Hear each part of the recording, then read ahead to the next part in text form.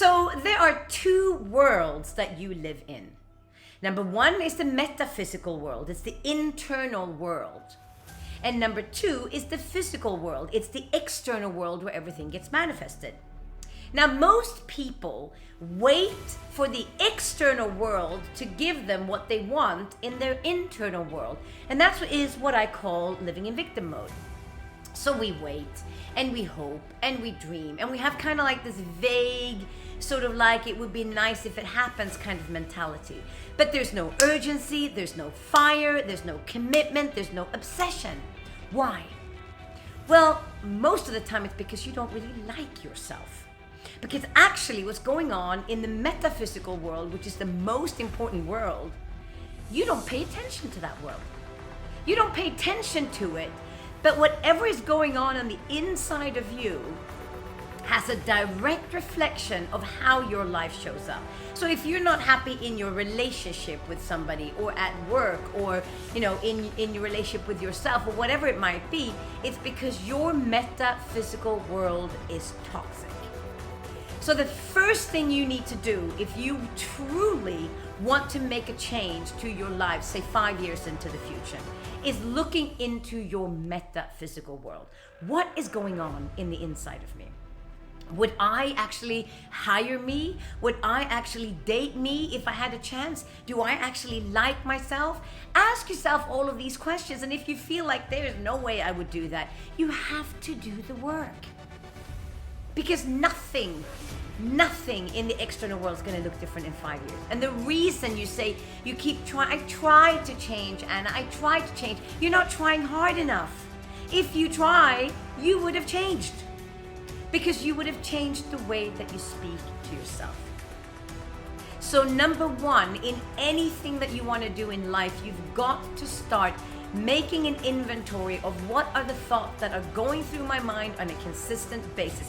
Are they giving me life or are they taking my life? Are they giving me energy or are they poison that's making me feel like shit? Because then those glasses is what you put on every day and look at your life. If you keep telling yourself you're not good enough, your reticular activating system, we've been talking about this, is the nerves in the back of your brain, right? They are going to now start looking for everything that lines up with what you believe about yourself.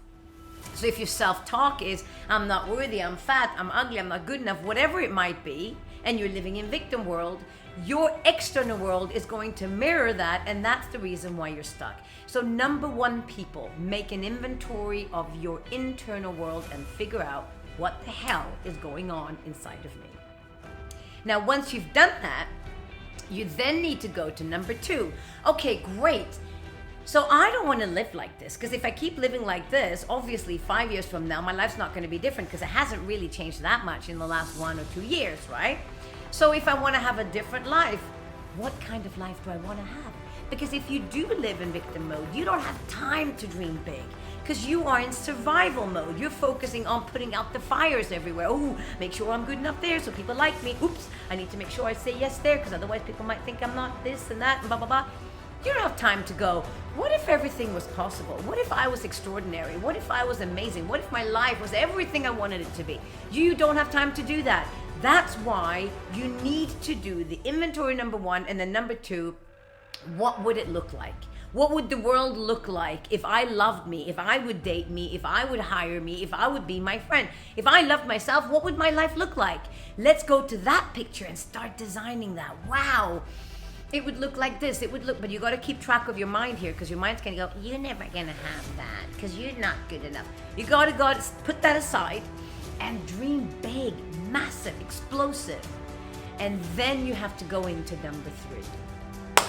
How do we link these two worlds? I don't want this 5 years from now. I want this 5 years from now. But where am I? I'm living here. The work that you need to put in to get yourself here, that's where people fail. That's why your life hasn't changed. Because it asks of you to keep a close eye every single day on the thoughts that you say to yourself, on what you say to other people about yourself, on the social environment that you're hanging out with, on what you feed your body, on what you say about your body, on how you show up at work. It all comes back to that, designing the ultimate day by day by day. If that's my life, I would have to have rituals that gets me there. What would I have to say to myself in the morning? Who do I have to show up as? Who is that person that lives that day, that life? And then start implementing those habits today. Because when you come to me and you say, Anna, I don't know what to do. You do know what to do, because I put these videos out all the time, and all you need to do is follow the steps.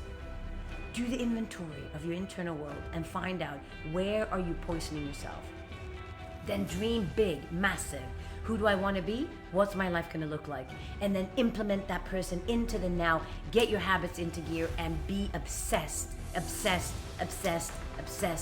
every day to get yourself to that place. And I'm telling you something right now. If you do that, and don't give up after 2 months, 1 month. Oh, I can't be bothered. Oh, this is hard work. You got to tell yourself, this is exciting.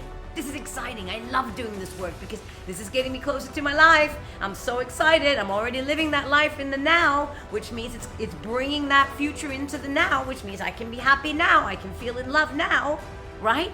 You do that, I promise you, guaranteed, your life is going to move towards what you want and not towards what you're afraid of and what you don't like.